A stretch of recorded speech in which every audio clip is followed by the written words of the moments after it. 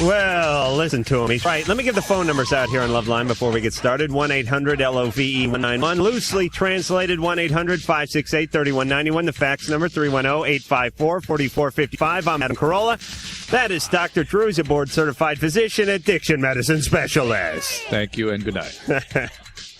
Well, we're not going anywhere yet, Doc. No, well, we wherever the callers take us, in fact.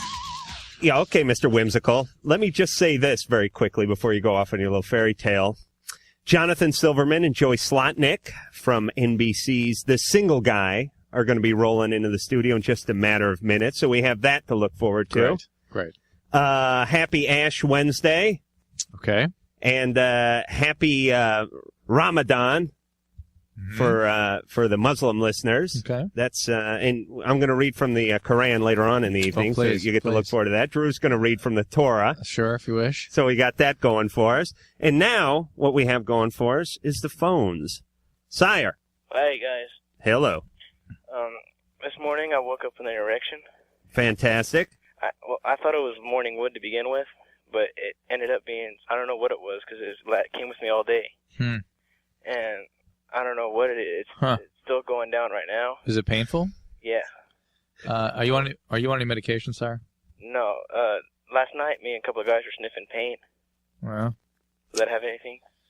I have never heard of what this is really called inhaled hydrocarbons doing that, but what you have is something called priapism. And please don't say it is, because everybody listening to the show is going to go out and stick their head in a bucket of varnish. No, because this is not a good thing. This is a bad thing. Right, but a lot of people think it's a good thing. It's a bad thing because, first of all, it's painful. Secondly, it can increase or be associated with permanent dysfunction.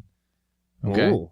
Now, it doesn't sound like he's had anything serious, so this will resolve by itself and not be anything long-term associated with it. But, first of all, I mean, the most important message here is that inhaled hydrocarbons is a great way to dissolve your brain. Sire. Great way. Sire. Yeah. What are you thinking about sucking on paint fumes? I don't know. We were got smoked and we got crazy. Yeah, but couldn't you just take your loafer off and smack yourself in the temple with it? I don't know. I mean, don't just... That would not do nearly as much damage as it wouldn't, would it? You'd have to take like a baseball bat and beat yourself over the head with it repeatedly. You'd have to take some platforms, maybe even a corky. Will it go away? Or I suspect it will, but if it is not gone tomorrow, you must see a urologist. It's very important. Sire, what did you do today? You didn't go to school or anything, did you? No, I stayed home. Laid low, so to speak. Everyone was at work, so I thought it'd be good to stay home. I hope you learn not to do substances that are so damaging to your body. At 18, people feel like nothing can destroy them. And, 18-year-olds are pretty sturdy. It seems like nothing can hurt them. But that's a good way to cause long-term neurologic problems. Okay? All right, thank you, guys. All right, sire. Sheesh. That's a weird... But you think it's connected? I've never heard of that, but I imagine it could be. Almost anything can cause priapism. Antidepressant medications, even these new diet pills, the fen diet stuff. Right. Now, I had a problem. It's kind of the opposite. I sniffed a gym sock, and I couldn't get it going for a week. So it might just be, maybe that's the antidote that Sire needs. There you go. Jay. Yeah. You're on Loveline. Well, thank you. All righty. Thank you. You smoking a little pot tonight, Jay? No, I quit just a few weeks ago. Okay, but the laugh remains. Imagine that. There it is. All right, well, I'm 24, and my best friend is a girl who's 15 who claims to be bisexual, but we're like best friends, and there's kind of a little something that I think she might feel toward me, but I definitely would like more. Jay. You would like more. Yeah, but Jay, not she's now, 50. Did you listen to our show last night? Pardon? Did you listen to the show last night? Caught a little piece here and there. When we had Jason. Jason practically calling from prison. Right. Jason was 21? And now or he 19. is. At the time, he was 19 dating a 16-year-old. With a 16-year-old, got a year in county, ended up doing about 4 months, was on probation for a year. Because the counselor overheard one of her friends talking about the fact that he was sleeping with her. Well, no, nothing going on here. And I don't have yeah, but you're contemplating it. Yes, you're priming yourself, Jay. Well, we've been best friends for a year, and I mean, a little something happened a long time ago when we first met, or a long time ago. She's 15 now. Well, yeah, a year ago. We've known each other. Were you speaking to her while she was in the womb? Pardon? Were you courting her while she was a zygote, Jay? Sure wasn't. No, but, I have no problem waiting for 3 years. We've got like a great friendship relationship. Then leave All it. right. If you really value that person, I do. protect her.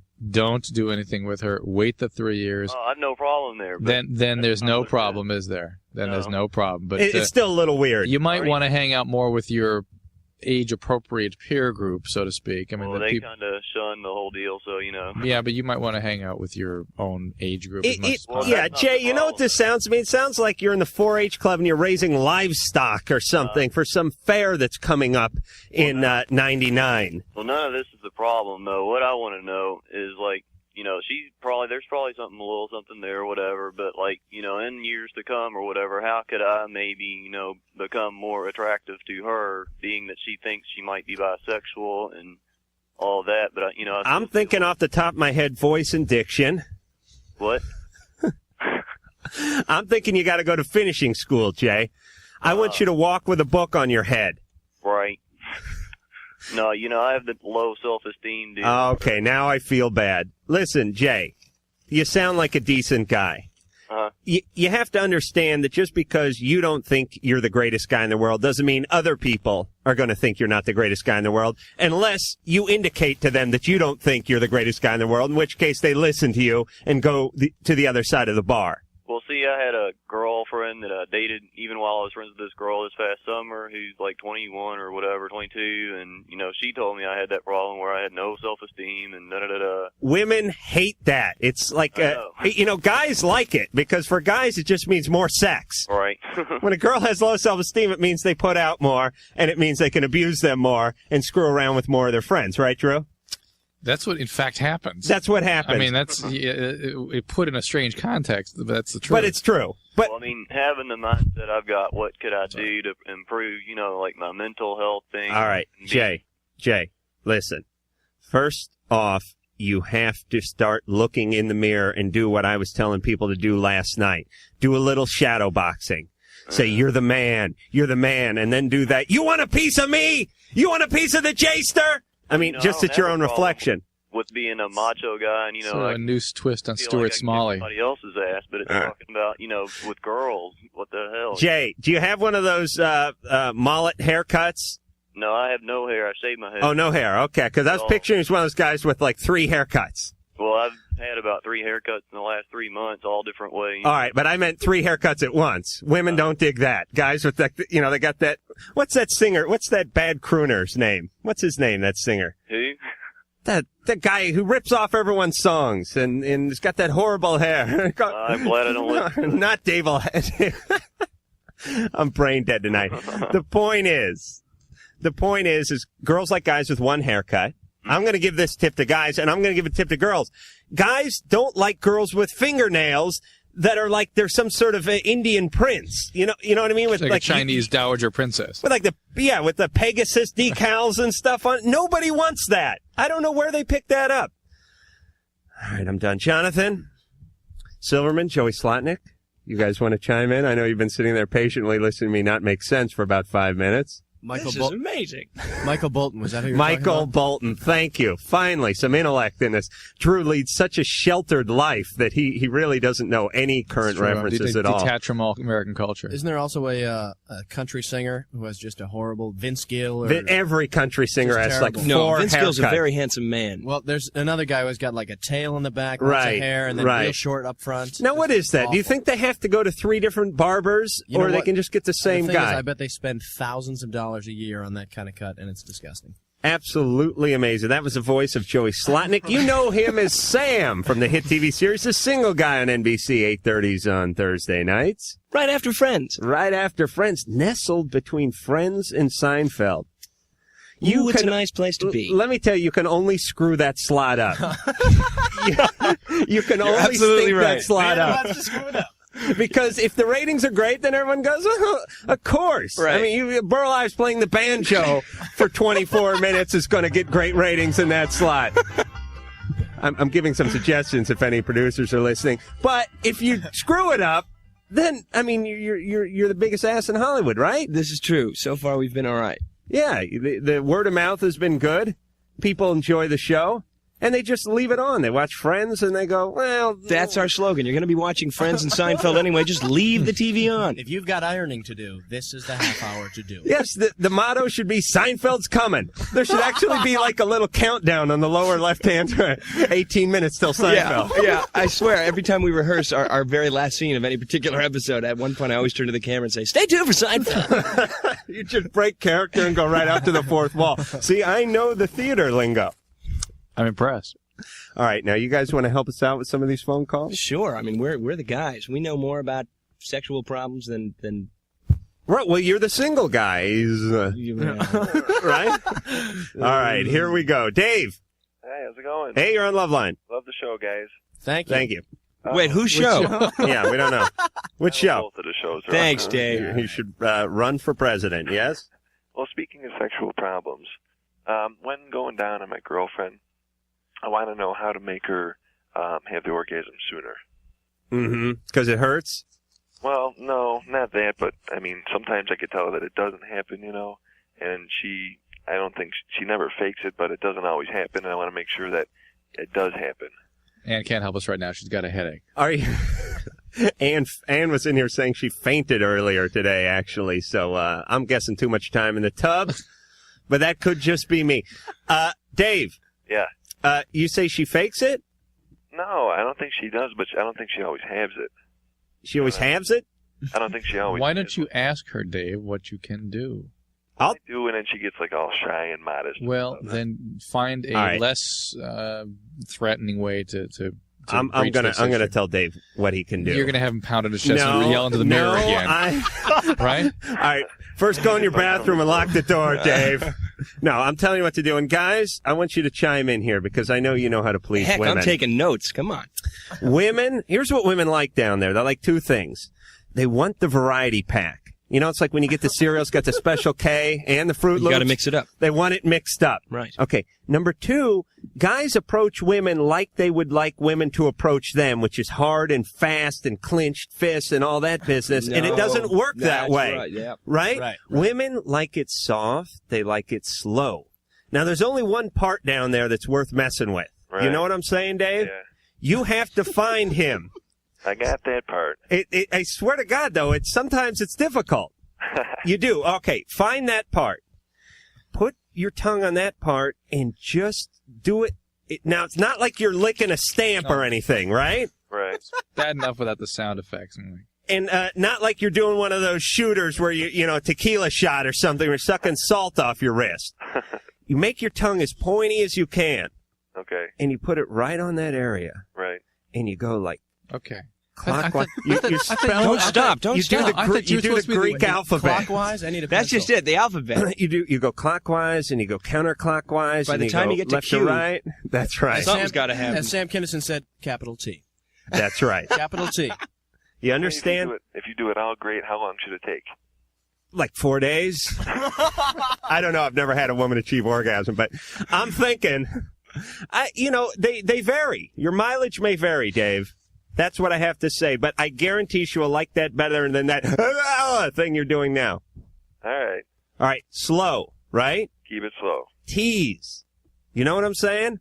Like I don't mean emotional abuse. I mean like a little on the thigh and then, you know what I'm saying? They like to tease more? Tease. Slow. Do you know what I mean? All right. The fact that you're in a hurry for her to have an orgasm is what's ruining it, right, guys? Absolutely. Yes. Go as slow as you possibly can and then go even slower. You know what I'm saying? And, as long as we're on the subject of this subject, I have a medical question to ask Dr. Drew. I know people are supposed to call in and ask questions, but on this particular subject, asparagus. Yeah. Is that an actual situation? If a woman were to eat asparagus at dinner, are you supposed to stay away from the, if I could quote one of our predecessors here, the sushi bar? Not that I'm aware of. Why? Well, because I had always been told that there was a certain a stench. See, when guys... Asparagus makes your urine smell. Right. Yeah. Well, the same spot. That's a very cruel joke that God has played on man, isn't he? Hey, there's the spot where the pee-pee comes out. Get down there! You know what I'm saying? It doesn't sound right. And the same with the girls for the guys. Why should the part that you urinate out of be your sex organ? Exactly. Why can't you just hold like a tin cup up to your side like some old guy and do it there? Then it would be pristine. You can eat whatever you want. Yeah. That's why I think Buchanan's going to change things. I'm just kidding. All right. Well, hold the hollandaise and let's go. Let's go back to the phones. Barrett. Hey, what's up? Hey, you're on Loveline with the folks from the Single Guy, Jonathan Silverman and Joey Slotnick. Cool. Hey, my girlfriend and I... Big fan. My girlfriend and I, we both have mono. And my doctor didn't tell us really, what we can and can't do. I just kind of would like to know. Who got it first? Well, I guess it was she. And how did you have the diagnosis confirmed? I had a blood test. The monospot. I guess that's what it's called. Is that what she had also? Yeah, she did. All right, so they both have it. And you're both pretty sick. Well, actually, I've been home from school for a couple days, but I mean, sometimes I feel great, and sometimes, I'm like pretty dead. Do either of you have a terrible sore throat? She does. Every now and then I have one. It's been for almost 3 months. Every other week or so, I'll get a sore throat or get really lightheaded sometimes. Barrett, how long do you have to stay out of school for this? I don't know. It'd be nice as long as I can. He really doesn't have to stay out of school. Oh, he doesn't? I mean, it sounds like things are pretty mild here. Well, sometimes, yeah. But her whole family actually has it, except for her mom and dad. It's very contagious. So. Yeah. Oh, I mean, she gave it. Settle down over there. There's nothing funny about spreading of disease, fellas. I know that may be a hot topic for the funny comedy you guys are in, but here we take disease very seriously. I mean, they can be spread by utensils and sharing glasses and that kind of stuff. Yeah, it's contagious. And so what is your question? Well, can we kiss? And if so, I mean not with their whole family. That's wrong. Well, no. You know what?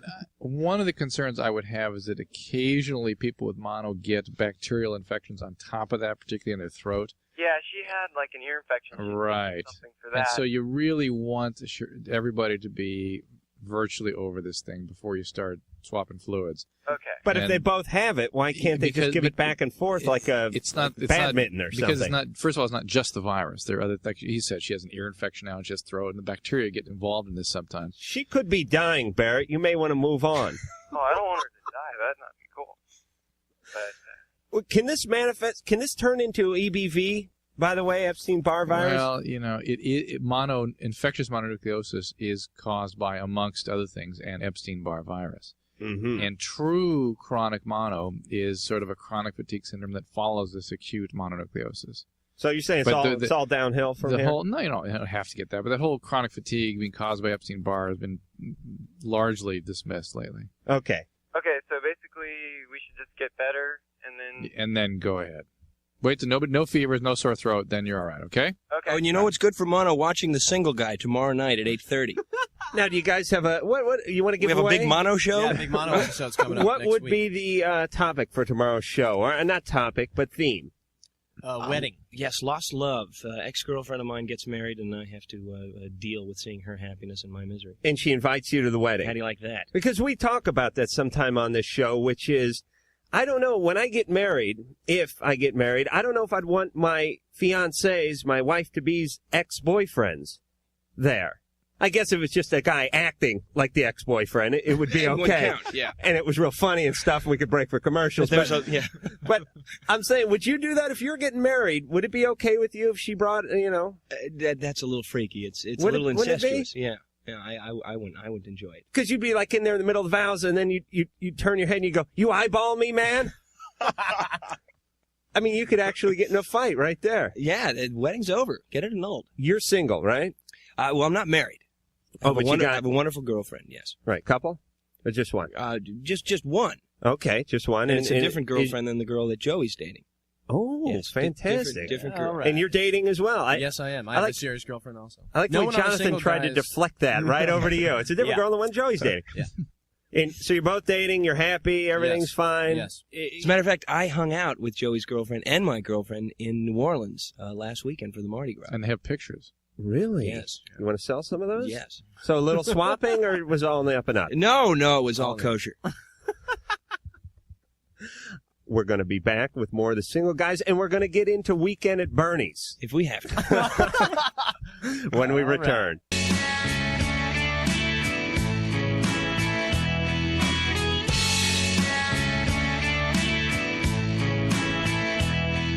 Hi, I'm Robin Leach with those champagne wishes and caviar dreams. And you're listening to Loveline with Dr. Drew and Adam Carolla.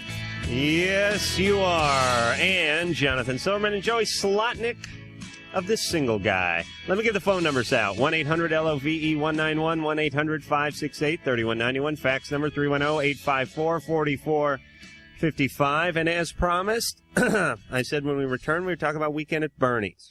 Thanks, Ed. Now, first off, amaze everyone by telling them how much money these two movies made, because obviously they did real well, right? Yeah, they made a pretty penny. I think internationally, video, all the lovely stuff, cable. I think the first one made over $100 million.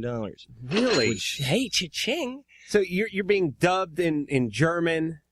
And in Japanese. Yes, and the dead guy's dying in all these different languages. And they find that sort of morbid funny comedy stuff. just as funny as we do here in the States. Oh, yeah, sure. You know, Jerry Lewis was funny in his prime, too. Now, obviously you're handed a script for this, and your agent pitched, he gave you an overview of it. He gave you the script. The first one I had to beg and plead for. I had to audition for it. And oh, really? Oh, well, I didn't think it was very funny. The first one, the script anyway. Wait, you're saying dragging a corpse along the beach is not funny? I didn't read it as a comedy. I read it as sort of this dark film about these two schmucks who can't get a break, and they finally get invited to the big time, and their boss just croaks on them. Oh, really? So and people dug it after it was cut together, but and then the second one we were hoping would be a big farce, and it was a pile of crap. But what can you do? Now they used the same guy each time, didn't they? Yes. Now, what Terry Kaiser, who's a wonderful. Oh, it's incredible work. He didn't even get a SAG card out of the whole deal. He was Taft-Hartley. He was 5 and under 5, yeah.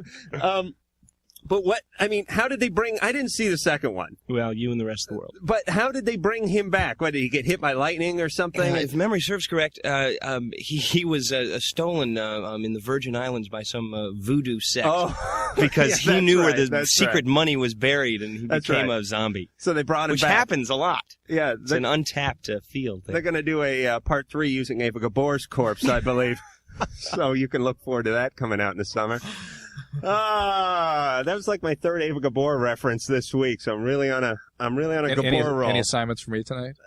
Just shut up and don't bring up the whole ass shaving incident. Okay, what? It's an insider, guys. Elizabeth. By the way, we got some great faxes here when they come around top of the hour, maybe. Okay, we'll read those. We'll get to the faxes. Elizabeth. Hi. You're on Loveline. Okay, I'll try to make this a really short story. Mm-hmm. I'm in a really bad situation with this guy that's like my best friend. And for a long time we were just friends, but he knew that I really liked him because that's kind of the reason we were introduced by a mutual friend. But anyways, one night we were drinking and we were both a little buzzed and we messed around. And I thought that it was, just like a one-time thing. But now every time we get together, we mess around, and it's been going on for like 3 months every weekend. And I didn't really care at first because I really liked him, so it was great. But I knew that he didn't want a serious relationship. But now I feel like I could be falling in love with him, and I don't get what's up with him because one minute he'll act like he wants a relationship, and then he'll act like he just wants to mess around his friends. Right, that would be the pre and post masturbation phone call, by the way. I know how guys work. This is a great case for why women should not sort of be careless with becoming sexually active with guys. By the way, when we had Drew's wife on here last Valentine's Day, we found out that he got some on the first date. So, do as I do, not as I say, or do as I say, not as I do, I think is what Drew is saying. But the fact is that it is a treacherous reality that generates feelings that people don't expect. Let's put it this way. In our culture, in this country, people don't discuss the fact that I happen to marry this woman, right? It supports my theory that act generates intense feelings, and we don't talk about that enough, and that people get hurt and abused a lot because of that. It generates an intimacy that creates feelings that mostly for the women, can become very painful and cause you to have to go through a lot of unpleasantness. Right. Okay. Well, now wait a minute. How much fooling around are you doing? I mean, a lot. I hate saying all the way, but we're not having sex, but we're doing everything except for having sex. Right. And I mean everything. Uh-huh. All right. But, okay, the thing is, though, is that... No. You're not doing that taboo thing with the butt, are you? No. Oh, okay. Because when you go, I mean everything, that's immediately where one's mind goes. No. Well, we've had people strange call it and say, well, I'm not I'm a virgin, but my boyfriend and I are doing this thing. No, okay. And, yeah. It's like... Okay, but what I was going to say is, before we ever started messing around, whenever we had been friends for like a long time and everything like that, and it just seemed like things were going in the right direction. So I told him how I felt about him. I didn't say, that I loved him because I didn't love him then. But I told him that I really liked him and I wanted a relationship and stuff, and he said that he wasn't ready for that and he just wanted to be friends. But then like a month after that, that's when we started messing around. All right, Elizabeth, how old's this guy? He's 18. All right, let me tell you how the 18-year-old mind works. No. Because I know, that's where I am emotionally. Guys, that would be true. Women, it's like a scavenger hunt. They run out, they grab Elizabeth, run home, throw her in the basket, then run out looking for the next one. He knows he's not like that. And I know he's not. That's like what every girl says, but it's true. He's not like some Mac daddy. Yeah, had one girl. But he's already checked you off the list. Do you know what I'm saying, Elizabeth? He knows you're there. He knows that if all else fails, he can always have you. Yeah, but I mean, should I talk to him and tell him? Because I mean, we haven't talked about it since we've messed around. Right. And now that you are into this, that's exactly what you have to do.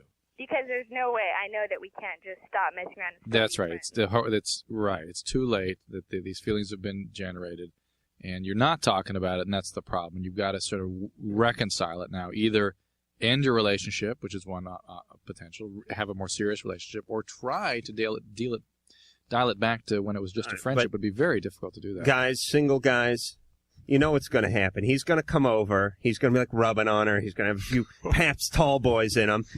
And she's going to try to have this conversation. And she's going to go, but I have strong feelings for you. Do you have strong feelings? Do you find me? Do you agree with Hitler and all his actions? Yeah.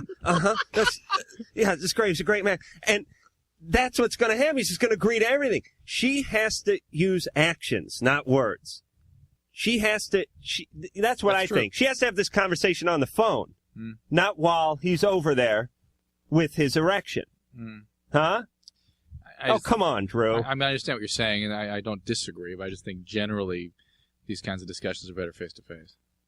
Yeah, all right. I made my point. I hear it. I think people agree with me. What do these guys think? Elizabeth, you got to talk to him, whether it's face to face or over the phone. Because who knows? Maybe he's just shy and has been afraid to approach the subject with you. But talk to him. What did he say? No, he doesn't even know what he said. He's thinking about Weekend at Bernie's 3 and how to get involved with that. Joey, you have any words of advice? Not really. I wasn't a a ladies' man. Well, you get the next call. I'll get the next call. We'll move on. I'll pass. Jenny. Hi. The problem is we have no teleprompter in here. I know you guys are used to working off the teleprompter. Script? If we can get some cue cards. Where's the fluff girl? Where's the catering truck? Now that's language I understand. Jenny.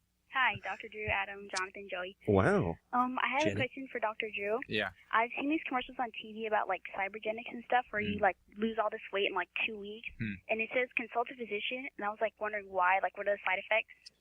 I don't know. What is the premise of the diet? Anybody know? You don't eat so much, you lose weight. What is the cybergenic part of this? It speeds up your metabolism, I guess.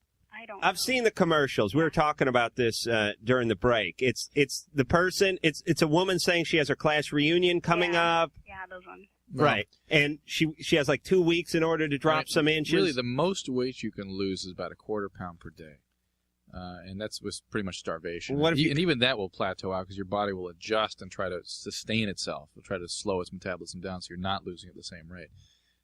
So I don't know what's in this. I don't know maybe they're tricking the body. Sometimes you can trick the body by having high protein diets. And so you sort of basically deplete all the what's called glycogen or carbohydrate stores. And so the body starts burning up fat and you supply it just with protein fuel. It's probably something to do with that, but I don't know. And so consulting a physician because high protein diets are tough on the kidneys. If you're diabetic, if you're terribly obese and cause various electrolyte problems, so it's probably just a formality that they want to be sure that you're medically appropriate or safe to handle this kind of diet. I'm thinking wear vertical stripes. Eric. How's it going? Hey, you're on Loveline. How's it going? Yes, you're on Loveline. Adam, you're hilarious, bud. Oh, thank you, Eric. Jonathan, Joey, how's it going, man? Hey. What's up, man? Okay, well, I kind of have a dual question for Dr. Drew. And this Even will be though for Adam. Adam. I know you'll come in No, eventually and give me your 2 cents. The boys are going to chime in on this one. Okay. As I lovingly refer to them as.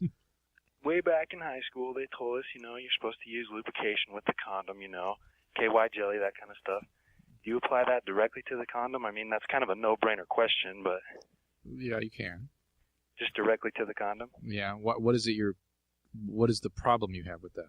There is no problem, just for the necessary lubrication. Yeah, you can do that. You can do that. Okay, and then the second part of this question. You understand, the reason they coach you on what kind of lubricant is if you use a petroleum-based lubricant, you can dissolve the condom. Yeah, well, that was kind of a fear of mine, but the second part of this question is kind of along the lines of what you were talking about with that other guy about stimulating the woman into orgasm, but the foreplay part of it. If you're using your own penis, your own erection, As opposed to the rental penis? Or the penis sitting next to you. Now, if it doesn't come back with a full load of sperm, we're going to have to charge you. like I said, I knew you'd chime in with your 2 cents, but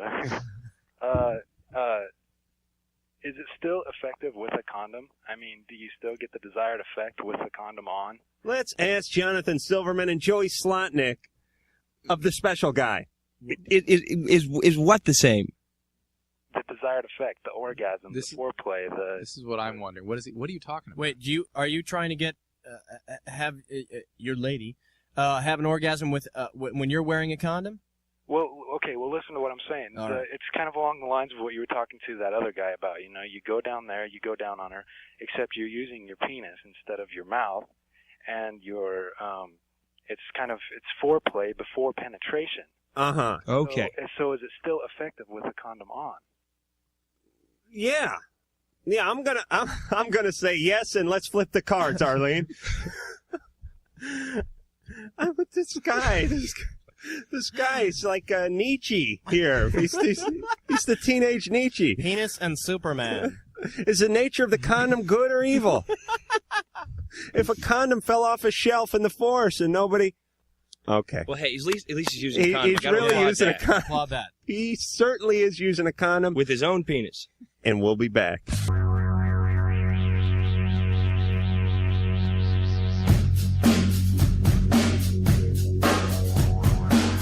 Alrighty, we's back with Jonathan Silverman and Joey Slotnick of The Single Guy. Can be seen on NBC. Well, just watch Friends and then just stick around. Get busy.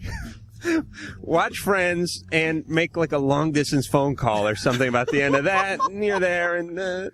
No, you could actually watch The Single Guy and enjoy it. I think it's a great show. Thanks so That's much. it. Really Of course, I'm... And look, that would be God if the show was horrible, producer, and I couldn't kid this way.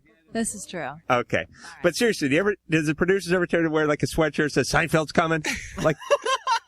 No, okay. Joey and I have this little running joke going that the time slot is so golden that you could just put on Snow for a half hour and it would come at number 5. Yeah, exactly. Like the next morning in the coffee. Did you guys see the snow last night? It was hilarious, incredible. man. Yeah, blizzard. It was really, really snowy. The phone numbers here, Loveline, 1-800-LOVE-191. The fax number, 310-854-4455. Faxes like this one from Dave regarding Adam and his talc fetish. Guys, I talk all the time about dumping talc down my shorts before I leave the house in the morning, and you guys may want to think about this and may want to work it into an episode. I don't comfort? know. Enjoyment? Well, you work up, That if you're smooth like tobacco me, feel? if you're a lot of man, yeah, just a pinch between my cheek and gum. No, but the thing is I work a sweat up down there, and I'm not ashamed to say it because I attribute it. I'm too much man to be confined by pants, and it starts heating up in there. It's like a boiler room, and I'll dump the talc, and it'll keep it fresh. That's nice. You know what I'm saying? Because you get that. Sure. I don't care who you are, you got that smell. I've been adjusting myself the whole time I've been. At the end of the day, and it helps for clingage because sometimes the scrotum will make friends with the inner thigh, and they'll buddy up, and there's many things it helps for. Joey is too. I'm willing to try it on national television on tomorrow's show. All right. Do you wear boxer shorts? No, I wear the briefs. See, you got to go to the boxer. Oh, boxer. Here's the thing. Here's the thing about the boxer.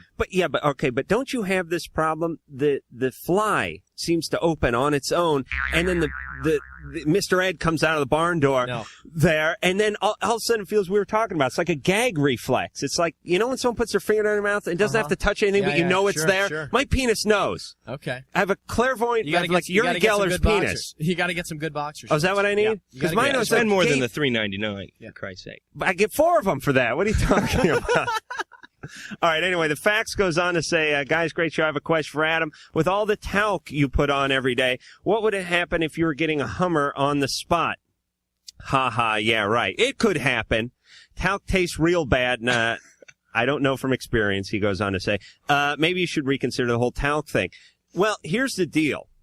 It is true that women do not want to eat talc, but I say they take talc over that cheesy sort of Gouda, kind of sweaty, it's not the anus. Asparagus. It's not bad breath. We don't know what it is, but it's bad.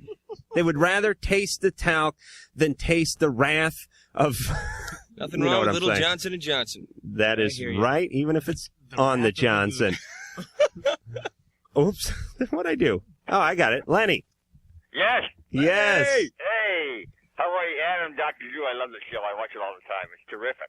Fantastic. Yeah, this and that. And the single guy, you, Mr. Slotnick, Mr. Silverman, you guys are just terrific. That guy who plays Matt Parker is wonderful, too. Oh, don't you love Matt Parker? I like Clint Eastwood. He looks a little like Charles Grodin. Yeah, the guy's... I don't see that at all. The guy's name is Mark Moses, and the bastard didn't show. Yeah. You know, what the hell, I wish he was there. He gave some cockamamie excuse about his wife leaving town, and he's got to babysit.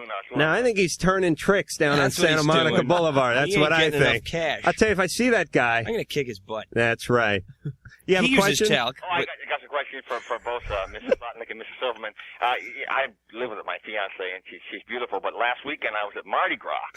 You know, it was terrific. You know, Mr. Silverman, I saw you in a float. I waved, but you didn't see me. I was in the crowd. I tried to throw some beads your way, Lenny. Yeah, well, I had a lot of them, and this is the problem. I had so many beads that this one girl that liked beads went home with me. Uh-huh. It was terrible. We went to the Napoleon IV Hotel in the French Quarter. It was awful, and we got there, but felt very guilty about my fiance and stuff. But as we got there, I don't know, Mr. Johnson wasn't performing too well. I drank too many hurricanes or something, so she asked me to satisfy her another way, and so I sort of went down on her.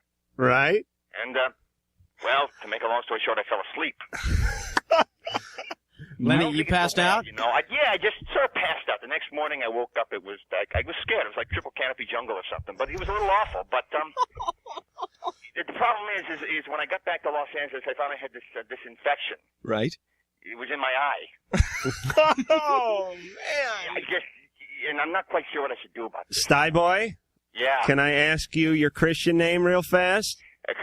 Lenny. Would it be Mark Moses? Ladies and gentlemen, all the way from Studio City, California, the other guy on the single guy, Mark Moses. Right? The man who is too important to show up at the Loveline studios. Moses, you had me going, man. You did. I was going to kind of do this talk for you. I was going to make fun of you. Did he get you guys going? Yeah, totally. I had no idea. Well, you're an idiot. I had no idea. Okay, well, you guys rock on, and I'll see you early tomorrow morning. All right, Mark, thanks for calling. Great talking to you. Thanks for calling, Mark, and maybe we'll have the pleasure of meeting you one day. Maybe. After this speech, I'm not sure. But not all that funny, because there are 2 serious sexually transmitted diseases you can get of the eye, maybe 3. What would that be, Doc? Really? You can get a chlamydia in the eye. It's devastating. Herpes in the eye causes blindness. Oh.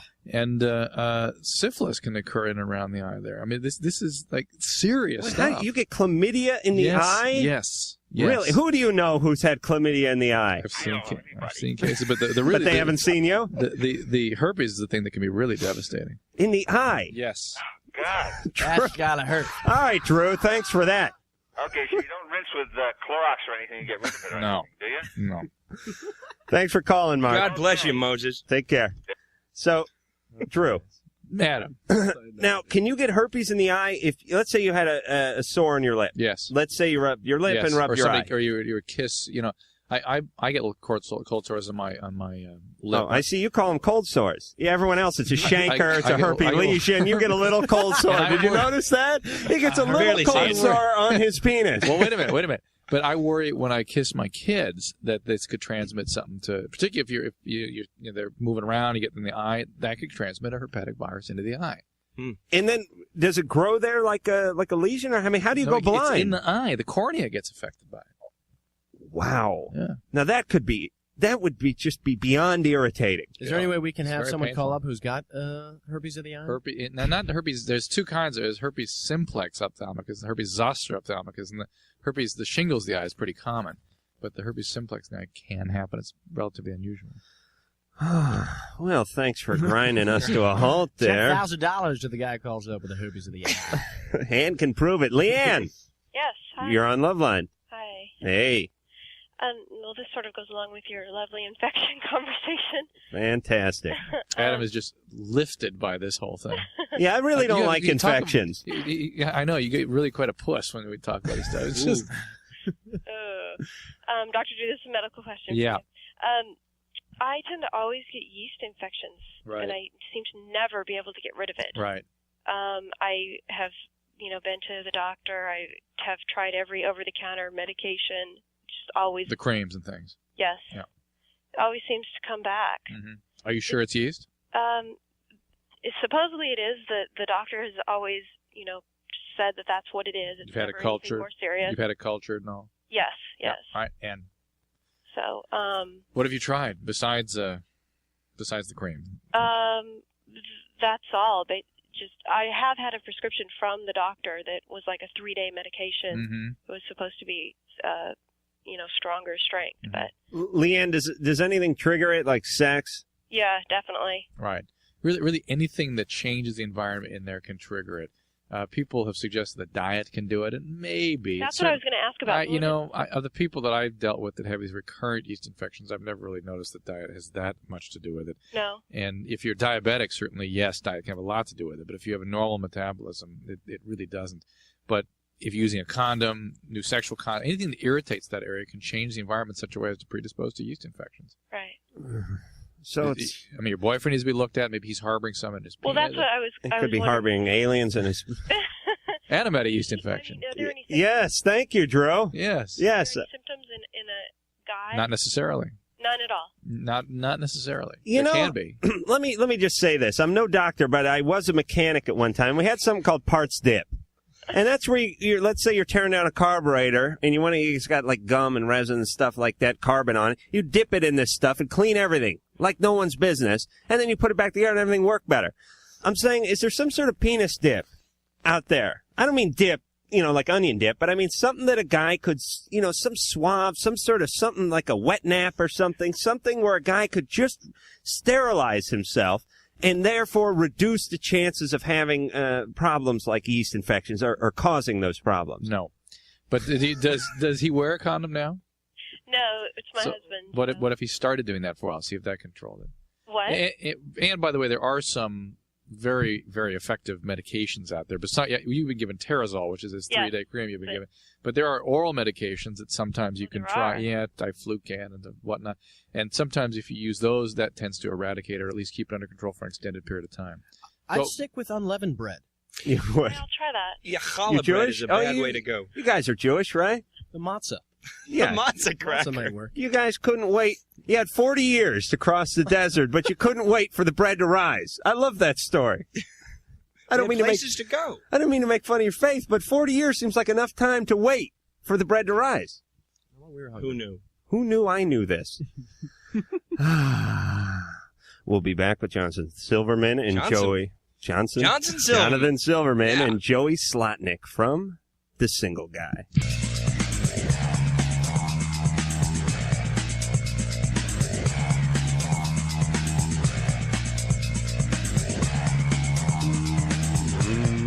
Phone number 1-800-LOVE-191.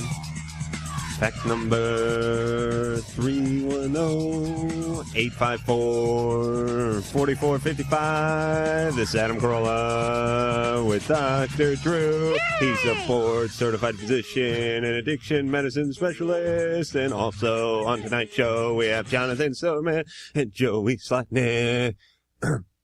That was excellent. I got a whole career outside of radio. Man alive. Wow. Now, we're just told to talk a little about something. The movie you're going to be in May 17th? May 17th it opens. Twister. Twister. Best trailer out there right now. Pretty Can I say? Yeah, say kick-ass trailer. Yeah, you could Kick-ass say like kick boob. All right, sweet. It's a kick boob trailer. And you play a guy running from wind. Well, actually, right? chasing wind. You're we're chasing. No, we're I'm the guy chasers. running from wind in the studio. Which reminds me. Anyhow, yeah, we're chasing tornadoes. So you play one of those guys who's a they call them like tornado chasers. Yeah, tornado right? chasers. They kind of go like out, a cross between a geologist and a computer programmer. and they get the video camera, and they get like the the Ford Explorer or something, right, and they get as drive. close as they possibly can without That's being killed. We met some hilarious storm chasers, and these guys, they have these hilarious looking like station wagons and just tons of Imodium D packages in their car, so they can drive for 11 hours without stopping, basically, Really? to chase the storm. And are these guys kind of off a Yeah, little they're a bit? little I off. mean, they're a little weird, aren't they're they? a lot of. I played a student, but they're very odd because they're inside literally 10 months out of the year, and there's 2 months for storm season, like June, July, May, June, where they get out and they just look for bad weather. And then when they see it, it's like, oh yeah, baby, and drop a hose. Now they're making these, they're like selling these videos and stuff on unbelievable on the channels is like Mother Nature at her worst. Watch out for storm 896. Watch a guy get pummeled by a mountain lion while he's chasing a storm. It's bad enough you turn on the news, like all week the news has been Storm Watch 96. It is raining in Los Angeles. Yeah, here's some tips. Yeah, oh my God. Roll your windows up. We know it can be a confusing time for many Los Angelinos. Break early. Yeah, I love that. And I like when they do that BS. We're opening a whole different section now. We're at the AccuWeather Stormfront That's desk. unbelievable. Yeah, my ass. Buchanan won New Hampshire, and for 20 minutes on the news last night was Storm Watch 96. We'll be back to talk more about storms in 10. All righty, we're here with Jonathan Silverman and Joy Slotnick of The Single Guy, NBC, snuggled very nicely, nestled in between Friends and Great Seinfeld. And we're just talking about Twister, which is going to be Joy's upcoming movie, May 17th. And we're talking about the storm front and all that kind of good stuff. So this story's about guys who go out and chase, because I saw the trailer, and the trailer looks great. There's not really any dialogue you really in don't it. see anything. This trailer's this, this farm family running from this. It takes place. It's at night, and they're basically it's lit by these lightning, and they just run into their storm cellar, and the tornado pretty much rips the storm cellar door off. I love those folks. They're real intelligent, because then CNN goes and interviews and they go, "You've been wiped out by a tornado for the last 26 years straight. You think about moving to the city?" "No, we're going to stay put. I'm going to stay in Galveston, Texas, because this is where I live, and this is where I was born. I love the place. And, of course, it's flooded every year. My dad's life was destroyed by a twister.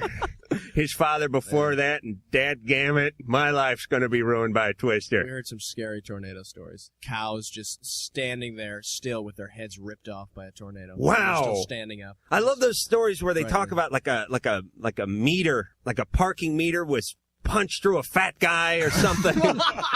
That's a huge scene in the movie. Oh, really? Fat guy parking. I don't want to give That the was whole just a thing guess. away, I don't want to give but- anything away. I don't want to give it away, but yeah. But, like blades of grass stuck in metal.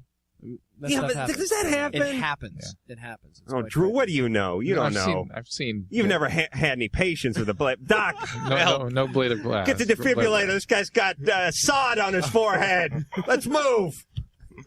I mean, anything traveling at 150 miles an hour is going to hurt. Yeah, exactly. Lay? Hello? Lee? Lee. All right. How you doing? Fine.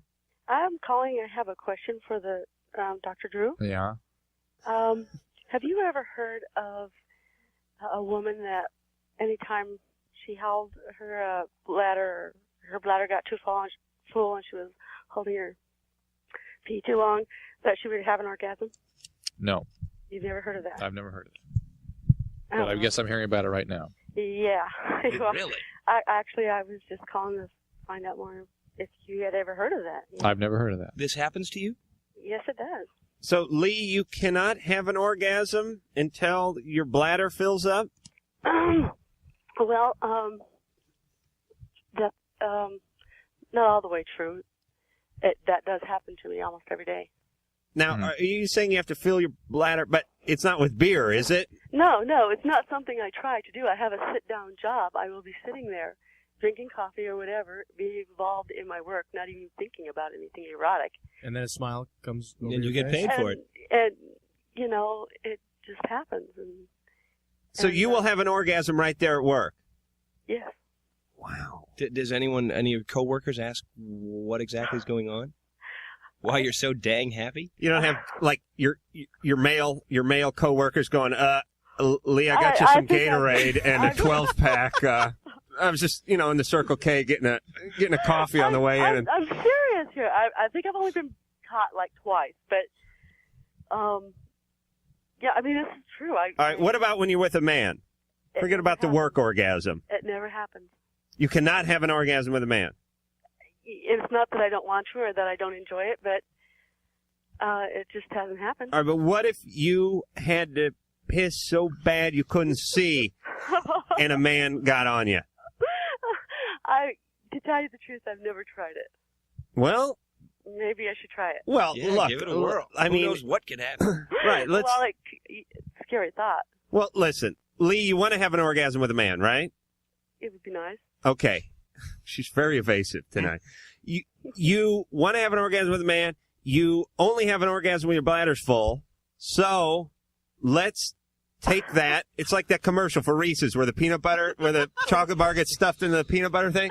Let's do that. I don't recall having to go to the bathroom during sex. Do you?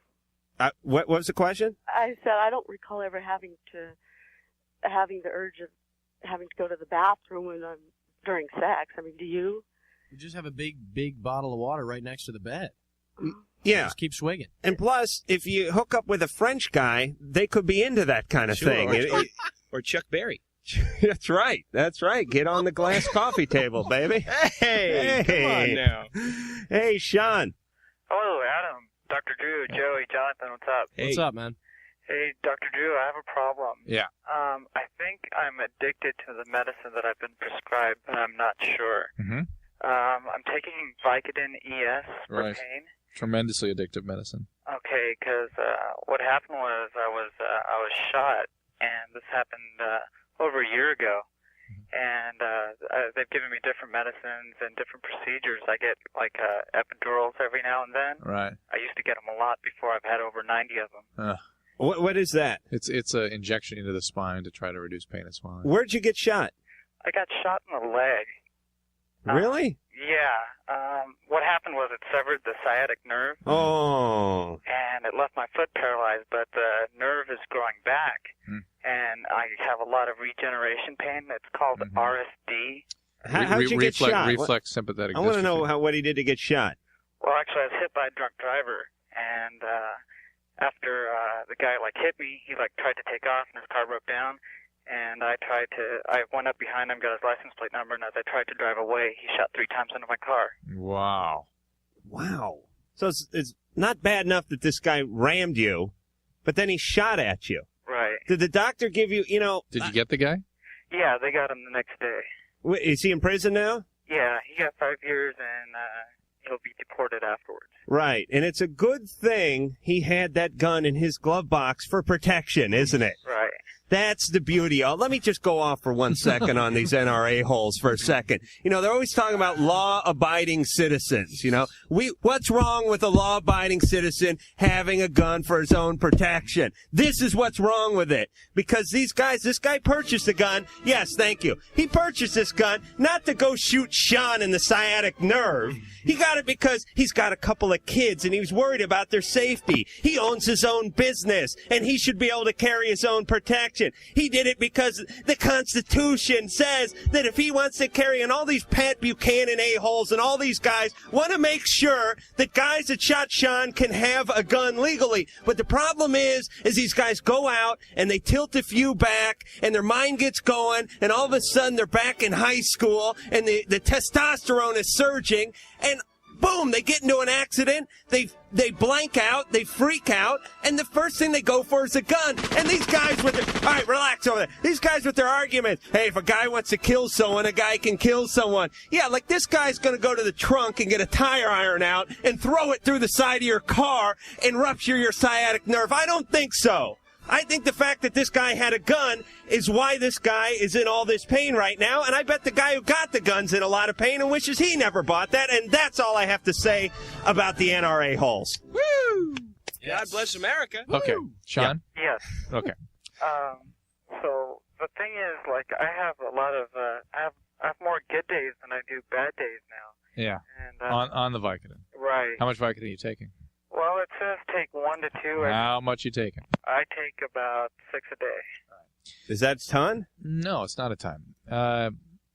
Why do you think you're addicted?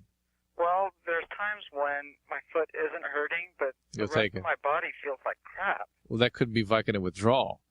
And I make a real distinction between dependency, meaning that you're on it so much that if you stop, you have a withdrawal syndrome, and addiction. Addiction suggests that there's progressivity to it, and that in spite of mounting losses and dysfunction, you continue to preoccupy and pursue the drug. That's really not what you're describing. You're saying that I'm using a lot, and when I try to taper down, I feel a withdrawal syndrome. Right. So you're dependent on the drug, but you're not really an addict per se. You have no family history of alcoholism. You weren't an alcoholic before this happened, right? No. You have never been addicted to other substances. No.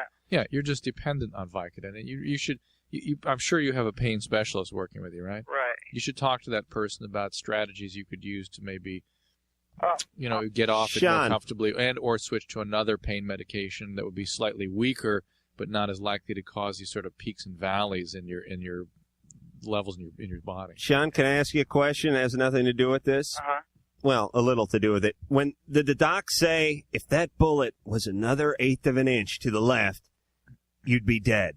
Actually, he did. He said if it was like about 2 inches higher, it would have hit an artery and I could have bled to death. I love that. Every time a doctor gets a bullet out of somebody, they go, it's a good thing that bullet wasn't another 1/4 inch to the right. Because that would have, you know what I'm saying, Doc? You know that. You've done that, haven't you? Yeah. Pull a bullet out of a man and then say it's a good thing it wasn't another. Right. But here's my argument. It's a good thing it was another 8 inches to the right. He would have missed him altogether. What kind of stupid argument is that? You're very lucky, Sean. Yeah, I do. You're very, very lucky. Well, I don't think he's lucky. He got shot in the leg. Yeah, Sean, what? I was told that sometimes this pain could last a lifetime, or it could go away, or it could get worse. Well, you're talking about the RSDS, which Right. is the reflex sympathetic dystrophy syndrome, and there are more aggressive treatments for that. They can block the sympathetic nerves and whatnot. Lots of things can be done for that. You might even want to consult with a rheumatologist. They tend to work a lot with RSDS. My suspicion is it will be short-lived. Yes, it can be chronic. It can be chronic. All right. All right, great. Thank you very much. Good luck to you, Sean. Joey Slotnick, Jonathan Silverman, ever hooked on any pain medication? No, and never been shot either. Really? Hey, Sean got a raw deal. That sucks. We've talked to a lot of people that got raw deals last couple of days, haven't we? Yeah, we had a guy who was doing time for de-virginizing someone in a gentle way. Well, I know that sounds like I'm sugarcoating it, but this guy last night did time in prison for essentially going out with his girlfriend who was a couple of years younger than he. Tonight we got Sean, who's got shot in the sciatic nerve. It's just a damn good thing that bullet wasn't 2 inches higher than I'll tell you that right now. Alyssa, Yes. you're on Loveline. Well, hi, everybody. Love the single guy. Well, Love thanks, the love Alyssa. line. It's just great. Fantastic. I have a major question. Mm-hmm. I'm 28 years old and a widow. I've been widowed for 7 years now. What? And I It's just more raw deals. Pardon? Well, your husband died when he was how old? He was 33. What happened? He was on steroids, went crazy, and committed suicide. That is more common than people imagine. I have had 2 patients kill themselves from depressions related to anabolic steroids. Sure it wasn't when they saw the bill? No.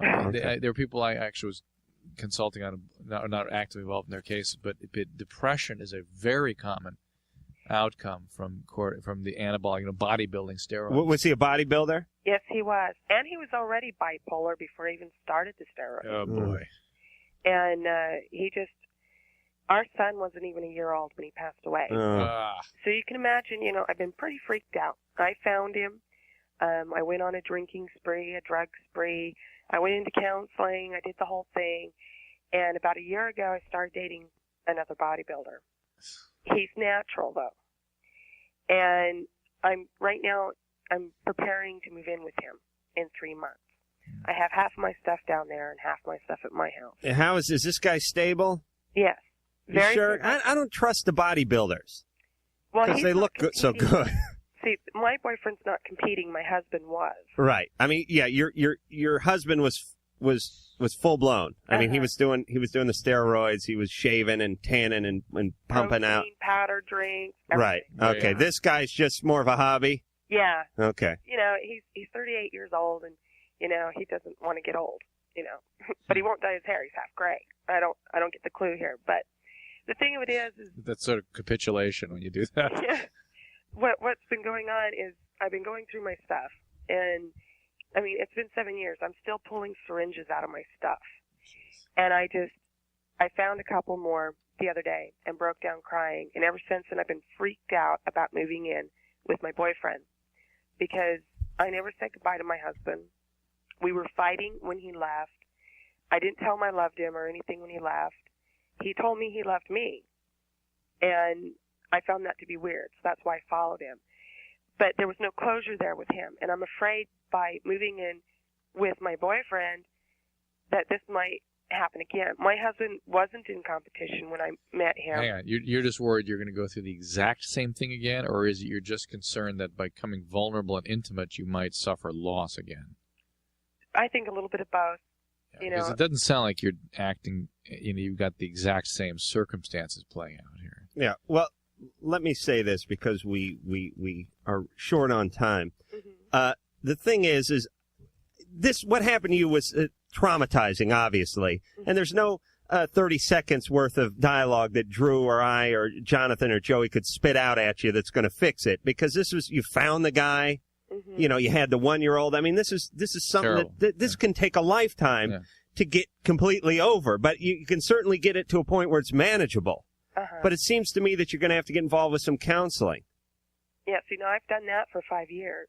And codependency counseling. But there's no fast fix to this one. Right. I mean, this falls under this is bigger than moving. Right.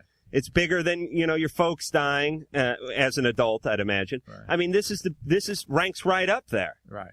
Absolutely. And there is something that does occur to me, though, that does worry me a little bit about what you're saying, and that is that there is a lot of addictive disease amongst bodybuilders, stimulant addiction, alcoholism, this sort of thing. And the steroid addiction and stimulant addiction go hand in hand. And, even though she mentioned she's in all this codependency treatment, maybe she has selected another addict, even though it doesn't appear on the surface to be that. She's done that again, and maybe that's what her instincts are telling her she's heading into trouble with. Yeah, if I had a bodybuilder husband who committed suicide, I would if I were her, I would date women. Next, I would go as far south. I would go the other end. I would date Ichabod Crane or Manute Bull or somebody. All right, let me read this fax on the lighter side. Hey, guys, my wife wants you to know that when we wrestle around and she accidentally hits my balls, I'm in serious pain. But I can beat my balls against her ass during sex, and it doesn't hurt a bit. Now, signed, idiot. And I'm thinking when he's talking about beating his balls against her ass, I'm saying that's something that just naturally occurs in the sexual act. I don't believe he actually takes his balls off and whips her like a cat of nine tails with it. I'm thinking, you guys with me on that? Yeah, just barely. Let me explain why that is, because a lot of guys don't know that. Men's testicles are very sensitive. Right? Ooh, especially when you got talc on them. Right. No, that creates a numbing. Is that what that is? There's a protective aura around my sack, actually. We're going to test that out during the commercial. Take the mic off the base. I'm going to show you something. But the thing is during the sexual act, man is impervious to pain. That's how, like, when you see guys and they have, like, half the skin, both right. Both kneecaps are showing. No, you know what I'm saying. Both kneecaps are showing. The guys wearing shirts, you go, hey, Louie, what'd you do to your knees? He goes, I don't know. I guess I was having sex on the car, on some asphalt last night. And we're going at it for like 4 days, and I guess I lost part of my leg. But, she was so hot. You know what I'm saying? A guy could have a rusty sprinkler key in his side and be like, I'll pull it out when I'm done. Just hold on. Just let me finish. And that's the same thing that happens with the testicles. Yeah. Am I right? Oh, Am I right, Joey? Oh, yeah. I'd say cut the wrestling out, is what I'd say. Yeah. Don't monkey. Yeah. And it's not funny. People think hitting the nuts is funny. It's not funny. Funny. It's not funny. But it is funny when, like, a 3-year-old comes waddling up to some guy's, like, 6'8", and just socks him straight away in the nuts. It's funny on America's Funniest Home Videos. That's funny. Oh, yeah, like the comeback pitch. Yeah. Right, the guy, they get the camera on the guy. There it is. Don't ever put the camera on a tripod. Here's a warning to all men. And You'll get hit in the balls. It'll take happen. your 6-year-old son out to the park and underhand wiffle balls at him, because rest assured, you're going to get a comebacker right in the jewels. Has that ever happened to you, Jonathan? Many times. I'm hoping it'll happen to me later tonight. You play your cards right, buddy. All right, so nothing funny about getting smacked in the scrotum. Drew, from a medical standpoint? Nothing funny. Okay, thank you for that. Well, guys, we're going to let you go. On a related note, we're out of here. Speaking of scrotum sacks. Speaking of balls. We want to thank Jonathan Silverman and Joey Slotnick of The Single Guy. You can see it on NBC. 8:30 Thursday nights. Just watch Friends. Yeah. Just watch Friends and watch Seinfeld. Perfect. And there's going to be you guys will be like the meat in between the Kaiser roll. There you go. You know what I mean? The show will be like the pimento in the loaf. Yeah. You'll be like this squishy filling inside We'll the be Twinkie. the tongue, if you will. The tongue and chopped liver. Right. If you're an old Jew and you love a tongue sandwich. I haven't had tongue But you since I'm guys 5. aren't chopped liver. That's what I'm saying. I appreciate like that. a nice ribeye. Thanks for coming Thanks. in. This was great This fun. was a blast. Come back anytime. I command everyone within the sound of my voice to watch The Single Guy on Thursday nights on NBC at 8:30, and we'll be back.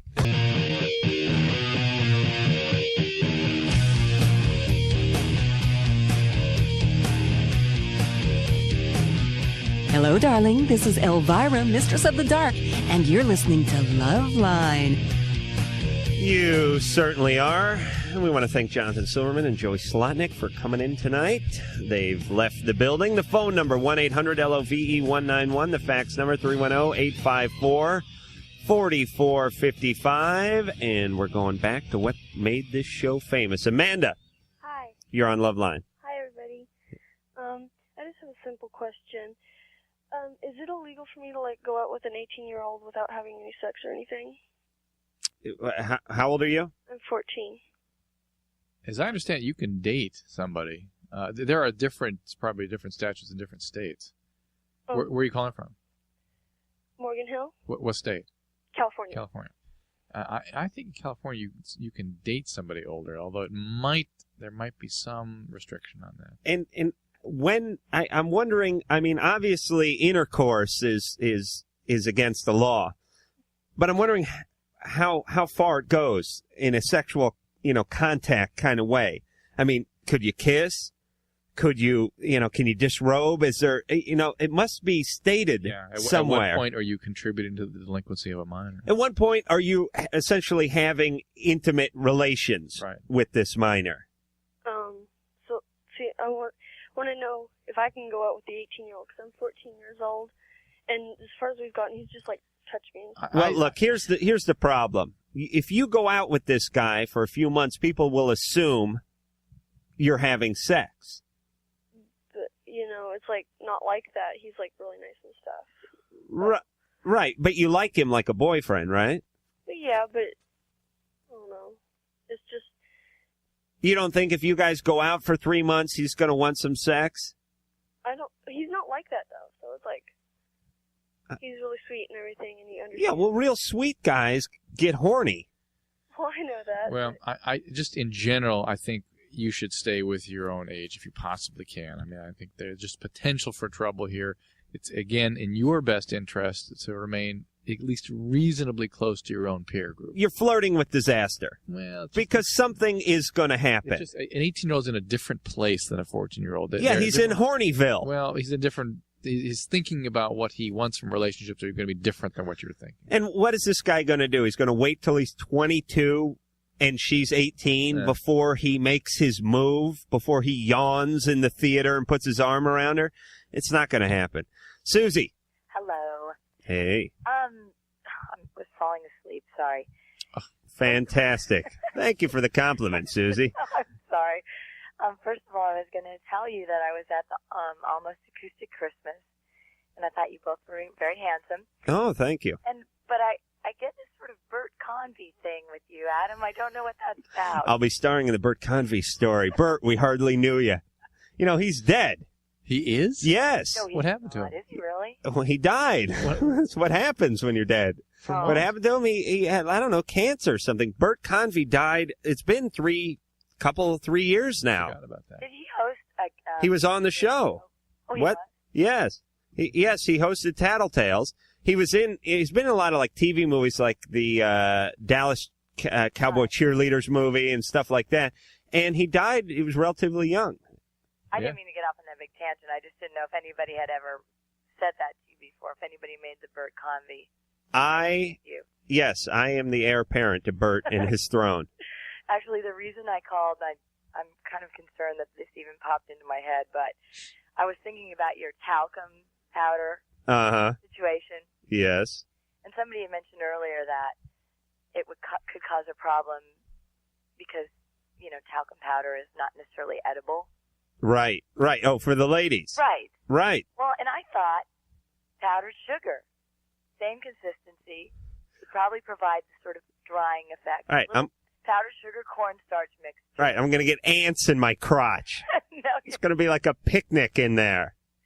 Well, what about cornstarch? They wouldn't be attracted to cornstarch. That might get a little gummy, though. Yeah, it'd be like I don't know. It was just a suggestion. it'd be like an Indian on Thanksgiving. She'd go down there and go, "You been to Marie Callender's?"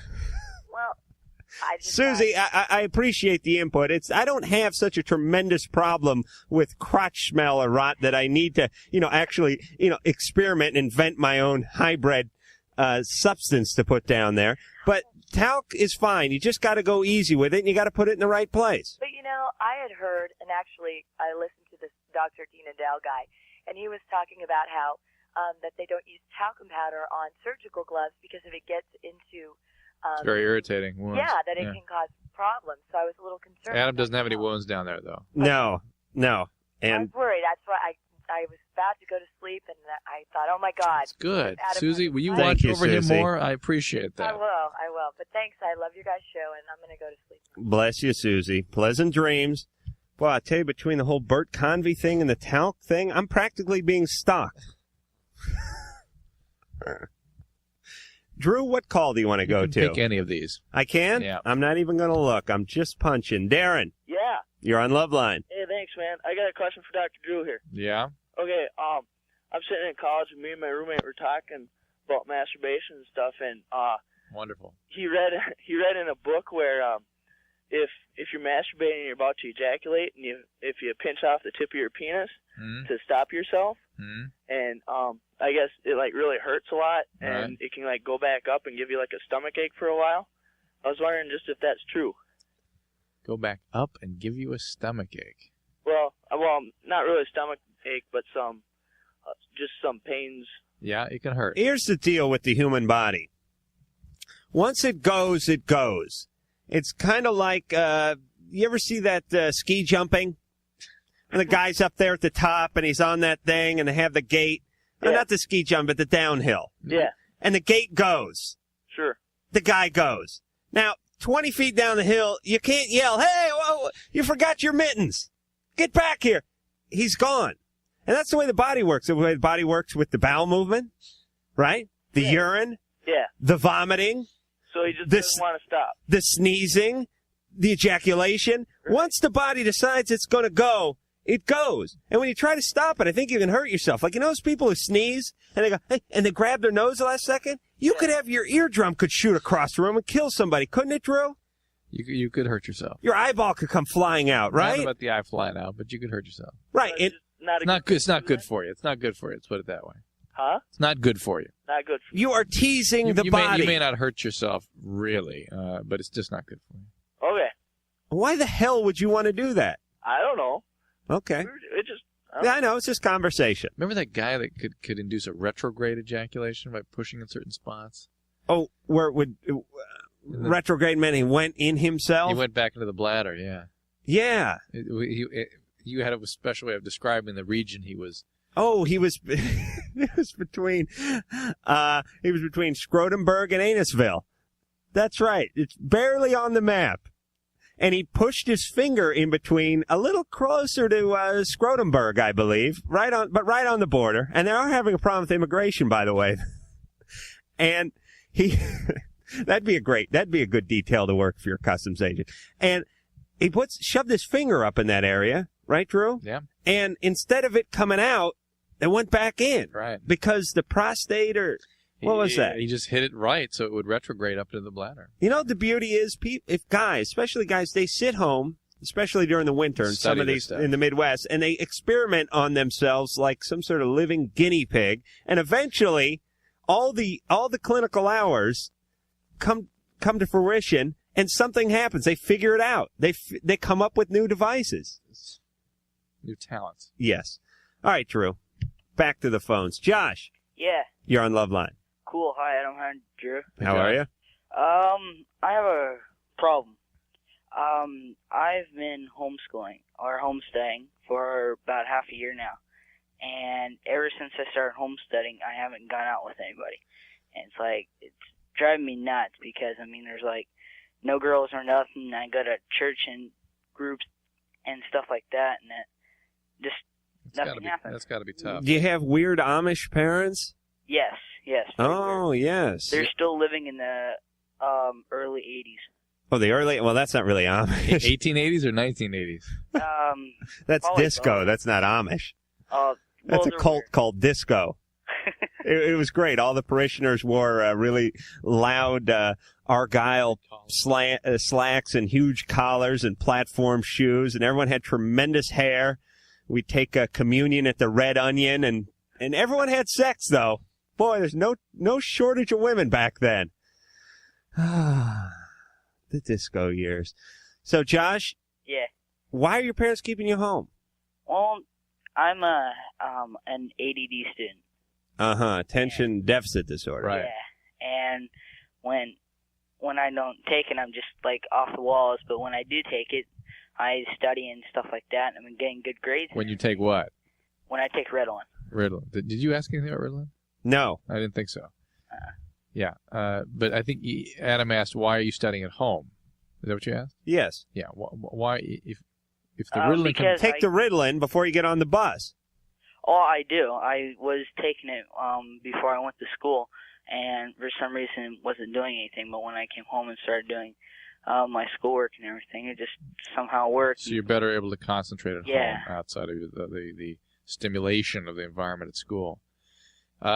You've got to find some way to have a social life, to having interactions with your peers, whether it's Little League or finding a friend who can introduce you to people and you can hang out with them, something. But it's important to you at your age. Josh, your parents understand the importance of this? They try to, but they're always keeping me home, and they're always... Listen, there's a word I want you to remember. What? Maladjusted. Use that word to your parents. Say, do you want me to be socially maladjusted? Maladjusted. Remember that word. Write it down. Say, Mom, Dad, I'm becoming socially maladjusted, and when I'm older, I may kill. They will get you into every freaking youth group in the city. And that's all. I never met anyone in school. You did your activities where you But you the shared, activities, you meet people. Right. So play the sports, go to church, go to the arcade and stuff. All right. It's an easy one, Josh. Just get yourself involved, get out there, and we'll be back. Well, tomorrow night, the fabulous John Tesh will be in here. And I have to say something about John Tesh. John Tesh is a guy you don't want to like from watching him on TV. And he's one of these achiever guys. You know what I mean? Never a hair out of place, what little's left. He's always taking care of business. And he's doing concerts, and he's conducting and composing, and he's doing the television show and everything. And he has this beautiful wife, and you really don't want to like him. But he's really a nice guy. He's a nice guy. So he's going to come in tomorrow, and we're going to see if we can find a chink in his armor. Phone number, 1-800-LOVE-191, 1-800-568-3191. Fax number, 310-854-4455. I'm Adam Carolla. This is Loveline. That's Dr. Drew. And this is Sarah. Sarah, you're on Loveline. Hi, how you guys doing? Great. Good. I have a question for you. I need to know, I go down on my boyfriend quite often, and I swallow every time, and I need to know if that's bad for my body. You swallow every time? Every time. Wow. Has this guy proposed? Close to it. Now, how often would you say? Let's talk in terms of gallons. Oh, I don't twice a day. Once or twice a day. Mm-hmm. Is that him in the background? Yeah. Who is that? Is that him? Yeah. All right, we're going to get to him in a second, but let me just do some quick math. How long have you guys been going out? A little over a month. A little over a month, so we'll say 30 days. Well, more like 45. Okay, 45 days. You're really going to make it hard on the math now. 45 days, and we'll go twice. We'll say twice a day. Yeah. All right, so we'll say 90 times. Okay. Okay? Okay. Now, you figure about a tablespoon each time? Sure. Okay, how many tablespoons in a quart, Drew? We're going to figure this out later, actually. You want to know if it's killing you slowly? Well, I just want to know if it's bad for my system. You know, it's like, is it going to do any kind of damage to my intestines or anything like that? No. No. No. Okay. Can we talk to your boyfriend for just a second? Sure. Just a minute.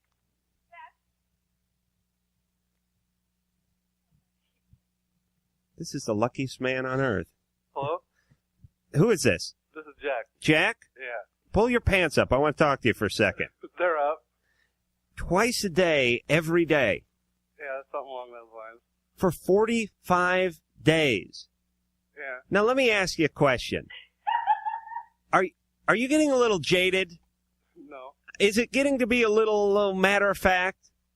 Honestly. I'm not saying it's bad, but all I'm saying is this. The first, let's say 50 times you got it, you were pretty excited about it. Well, see, actually, it ain't really my idea. Well, that's what I'm saying. I mean, does it feel as good tonight as it did the first night you got it?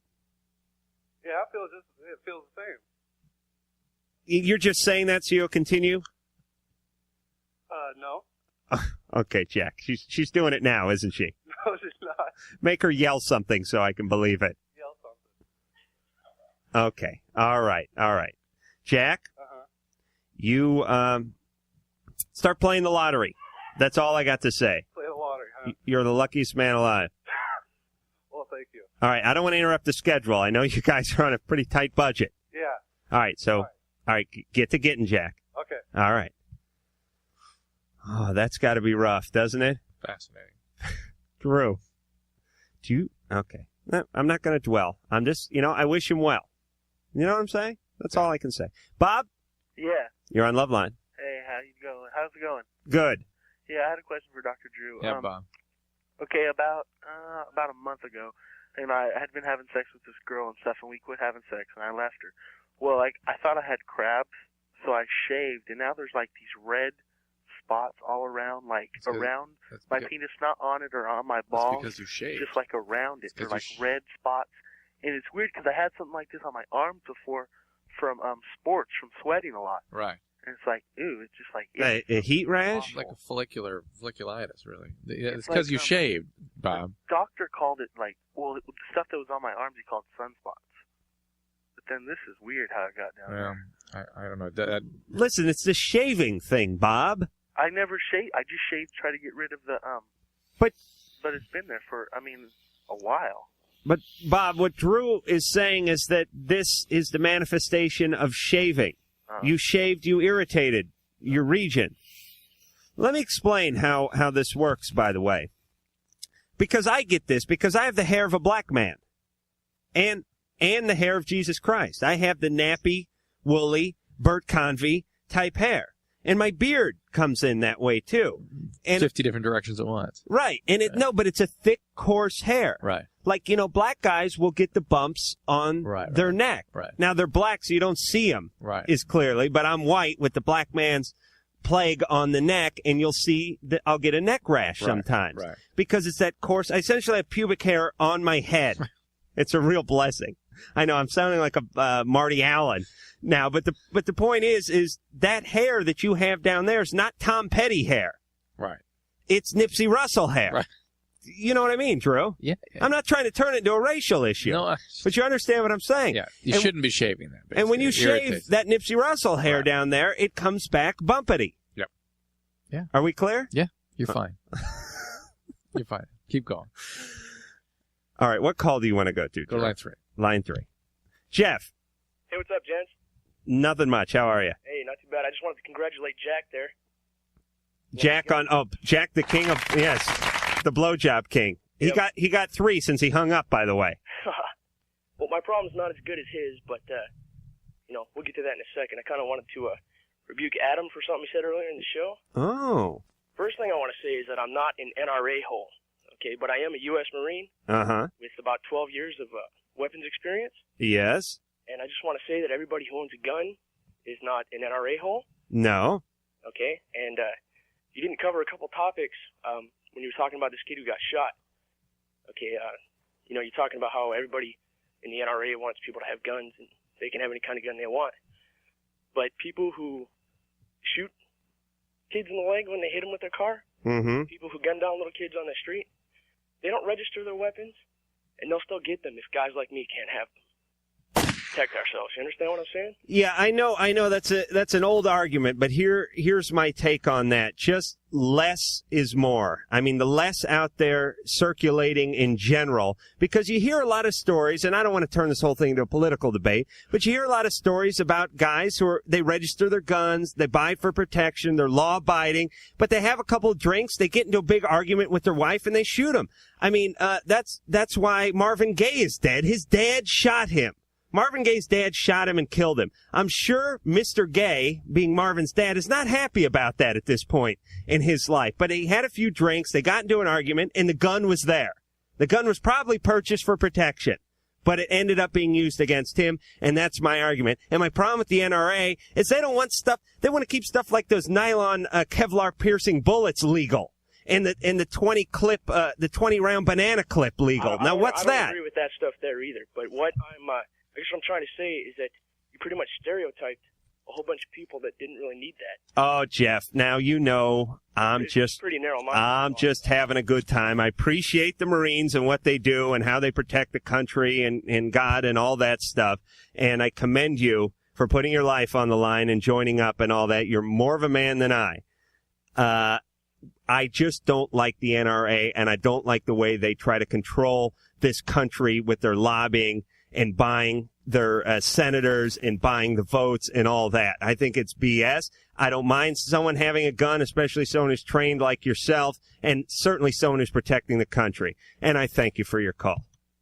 Wow. What was the whole political thing there for a moment? All right, let's get to a really dumb and light call. All righty, Susan. Hi. First of all, I want to say you guys are really helping a lot of people out there. I really like listening to your show, and it seems like you guys have all the answers. Well, we're going to try to give you one. Yeah, maybe you guys could help me out. About 48 hours ago, I had unprotected sex, and it wasn't really planned, and it wasn't for very long. But I was wondering if there's anything I could do to, you know how they talk about the morning after pill. Absolutely, you should. If you have a reason to believe that you could get pregnant from that encounter, then you should go take the morning after pill. How long after the morning after can you take the morning after pill? You can really do it within 48 hours. Somebody is even up to 72, but within 48 hours, you're doing pretty well. Okay. So you're saying she doesn't know whether she's pregnant or not, but she had unprotected sex. She has some suspicions. She had to go take it. Why not? Where does she go get it? Any doctor can give it to you. Emergency room can give it to you. Really? You walk right in and say, had unprotected sex, I want the morning after pill. It's a birth control pill. It's just a routinely used birth control pill taken in a little different manner. Okay. Oh. Susan? It has about a 60 to 80% efficacy, depending on what data you look at. But it's pretty good. What happens if there is a fetus or a baby or If you're pregnant? Yeah. It doesn't implant successfully. Yeah, and you're not going to have anything on a day and a half. I mean, you can't pick. You have a morula. Can't pick names out or anything. Right. what do you have? You have like a morula. petri dish. Like a sphere of a little sphere. Yeah, you have of cells. You have Orion's belt in your Well, do you have a womb? You have a womb, right? Yeah. Yes. Okay. I don't know. I thought maybe you developed a womb or something. No, the uterus is a womb. Oh, uterus turns into a womb? Uterus is the womb. Oh, okay. Well, I'm sure a lot of people didn't know that. Like a couple of retarded guys from Kentucky Perhaps. and me. Yeah, perhaps. All right, Susan?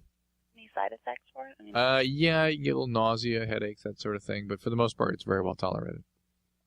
Aaron, Hey, how's it going? real fast. That's good. Hey, Adam, I know the name of the move you were speaking of where you stick your thumb or whatever finger you want to push in between your anal and your scrotum. It's called Gen Mo. Jen Mo. Yeah, I actually read that in a book, and it's... Spell that. I have no clue. Ginmo, I believe it was. It's a Chinese thing, I believe. I'm not too quite sure on all the facts of it, but I do know it hurts. God bless the Chinese. You know, the Asians are always coming up with something good and sexual. Yeah, definitely. It's really weird, the culture, because they're sort of repressed in certain ways, and things are real taboo, and they keep, no spitting in the street and keep it, but then they go home and have all kinds of wild experimentations, all the good sex stuff, and they're eating the rhino horns and everything. All the good sex stuff comes from there. Exactly, and it's about time to start sharing it with us. Yes, the wisdom of the Orient brought to the Valley, and we'll be back.